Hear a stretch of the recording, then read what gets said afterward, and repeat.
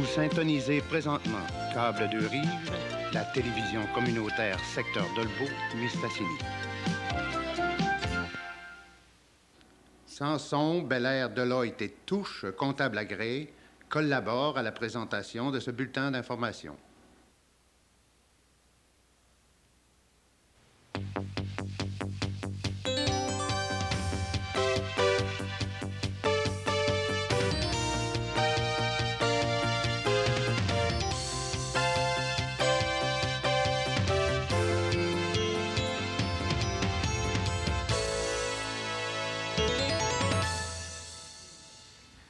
Bonjour, Mesdames, Messieurs, et bienvenue à ce bulletin d'information. Tout d'abord, ce n'est pas avant 2 ou 3 semaines que l'on connaîtra le processus retenu par le comité de relance pour l'embauche d'un agent de développement.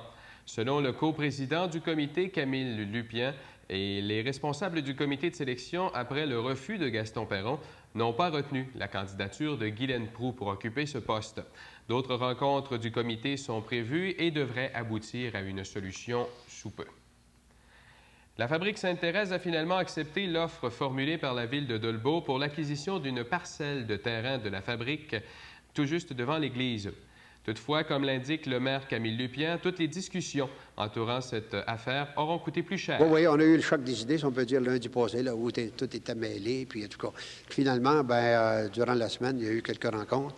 Et leur avocat, maître, je ne me souviens plus, de Saint-Félicien, nous a téléphoné vendredi en disant, parce qu'eux ont tenu une réunion au sommet, si on peut appeler ça, jeudi, un peu toute la journée, puis jeudi soir, pour finalement nous faire la proposition qu'ils acceptaient de nous vendre le coin de terre pour 20 000 $, mais que nous autres, en retour, les enseignes movibles pour les services funèbres, ou en tout cas les services de l'Église, ça, on était consentant au départ, c'était réglé 2 jours avant. Et l'autre portion qu'on nous a demandé, qui n'était pas sur le contrat, c'était de verser 1 000 $ en compensation pour les frais encourus par la Fabrique à venir à date, laquelle les membres du Conseil ont accepté ce soir. Donc, le dossier est réglé et on va faire le coin tel qu'on a toujours pensé, nous, les membres du Conseil. Par cette nouvelle entente, la Ville de Dolbeau s'engage donc à verser, en plus des 20 000 $ prévus pour l'achat du terrain, une somme de 1 000 $ afin de défrayer les coûts reliés aux pourparlers qui se sont prolongés. De même, le Conseil s'engage à défrayer le coût des panneaux amovibles indiquant les heures des services religieux de l'Église Sainte-Thérèse. Pour ce qui est du contrat de location des stationnements, la Fabrique Sainte-Thérèse renonce pour l'instant à le remettre en question et à demander une compensation annuelle à la Ville pour les services offerts par la Fabrique. La Sûreté municipale de Dolbeau a connu une fin de semaine plutôt tranquille, alors que l'on signale quelques méfaits tout de même assez spéciaux dans le secteur de la paroisse Saint-Jean-de-la-Croix. 3 vitrines de résidences privées ont été fracassées par des projectiles lancés par des carabines à plomb. Selon les autorités, ce sont des jeunes d'âge mineur qui seraient responsables de ces actes de vandalisme. Un autre acte de vandalisme s'est également produit en fin de semaine à l'ancien édifice d'Hydro-Québec sur la rue des Mélèzes à Dolbeau. Les vandales s'en sont pris cette fois au compteur électrique de l'édifice. Pour ce qui est des accidents de la circulation, on en rapporte 4 au cours des derniers jours qui n'ont causé par contre que des dommages matériels. La Ville de Dolbeau n'a pas l'intention de défrayer les coûts reliés à une étude sur la fusion entre Dolbeau et Mistassini. Comme l'indiquait le maire Camille Lupien en séance publique du Conseil de ville de Dolbeau hier, une étude réalisée gratuitement par le ministère des Affaires municipales ferait très bien l'affaire et de toute façon, il sera toujours temps de demander une autre étude. Il ne nous change rien. On va faire cette étude-là, on va regarder. Et puis, si on n'est pas satisfait de l'étude, il y aura toujours lieu de retourner. Mais je pense qu'on nous offre quelque chose pour rien. Moi, je pense que c'est sérieux. Et on n'a pas aucune objection. S'ils nous trouvent des bonnes idées et si ce n'est pas correct, on sera assez adulte pour dire on en fait faire un autre. Mais à ce moment-là, on le dira à la population. Donc, si la Ville de Mistassini veut une étude réalisée par une firme indépendante, elle devra en défrayer les coûts. Comme l'indiquait le maire Camille Lupien, il n'est pas question pour la Ville de Dolbeau de payer les frais. Ah, bien, c'est bien sûr, nous autres, on ne paye pas pour ça. Je vous le dis que la Ville de Dolbeau, nous autres, actuellement, on est prêt à faire une étude. Les membres du Conseil vous l'ont dit ce soir. On est prêt à faire une étude, mais par les affaires municipales, par le ministère des Affaires municipales, parce qu'ils l'ont fait, ça ne coûte pas de scène. Puis c'est bien sûr qu'une étude, je pense que c'est aussi sérieux les affaires municipales que n'importe quelle firme. Rappelons que les élus de Mistassini offrent et proposent que ce soit une firme neutre et indépendante qui réalise l'étude proposée lors de la consultation sur la fusion le 1er novembre prochain. Les autorités policières de la ville de Dolbeau et de Mistassini rappellent aux automobilistes du secteur qu'ils doivent obligatoirement immobiliser leur véhicule lorsqu'ils rencontrent un autobus scolaire dont les feux clignotants sont en fonction. Quelques plaintes à ce sujet ont été déposées dernièrement auprès des deux corps policiers. Dans le même ordre d'idées, les responsables de la sécurité publique des deux villes souhaiteraient que les recommandations du coroner Bouliane quant à la présence de brigadiers adultes à bord des autobus soient appliquées. Selon les responsables policiers, ce serait la meilleure façon d'assurer la sécurité des enfants au cours du transport scolaire. À Mistassini, une expérience pilote a tout de même été tentée cette année, alors qu'un policier, en contact avec une autopatrouille, prenait place à bord de l'autobus durant toute une journée au début de l'année. Cette tentative n'a toutefois pas permis de relever d'infractions au code de la route. Selon le directeur de la Sûreté municipale de Mistassini, on reviendra toutefois à la charge au cours de la saison hivernale. Pour ce qui est des responsables du transport auprès de la commission scolaire de Dolbeau, qui s'occupe du transport scolaire à l'ensemble du territoire de la régionale, M. Félix Lapointe, il affirme que pour l'instant, il n'est pas question d'engager des brigadiers pour les autobus en raison des coûts élevés d'une telle démarche. M. Lapointe estime que ceci pourrait coûter environ 1 million de dollars pour le territoire.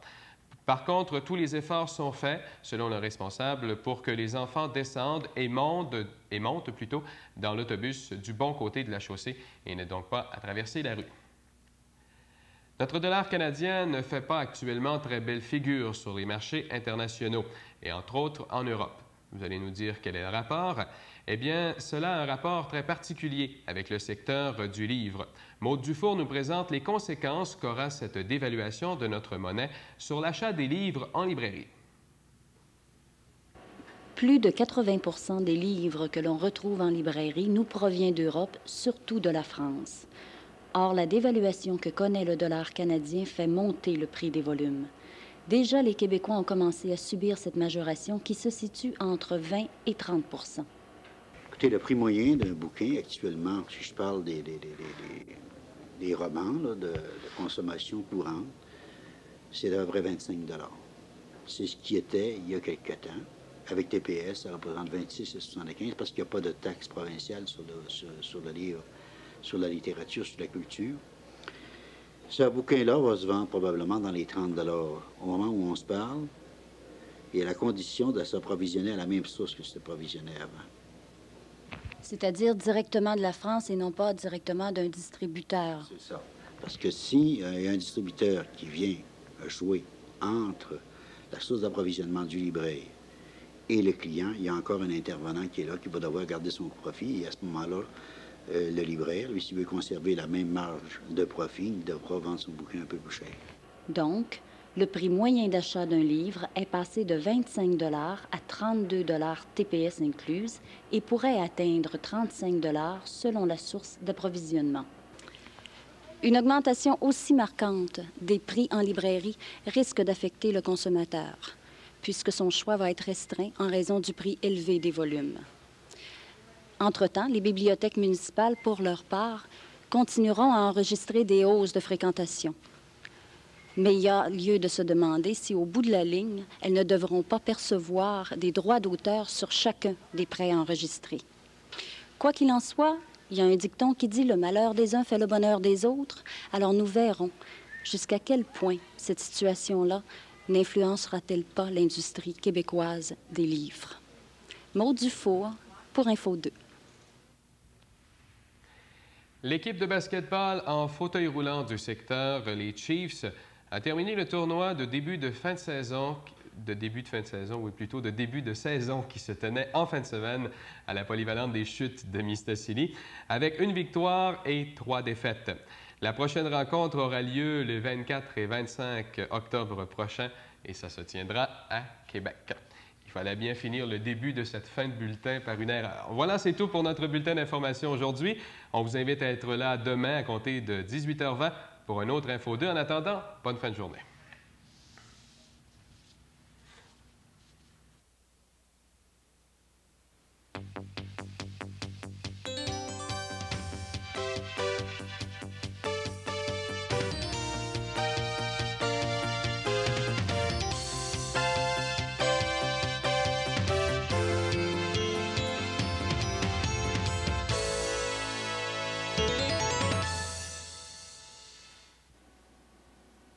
Sanson, Belair, Deloitte et Touche, comptables agréés, vous ont présenté ce bulletin d'information.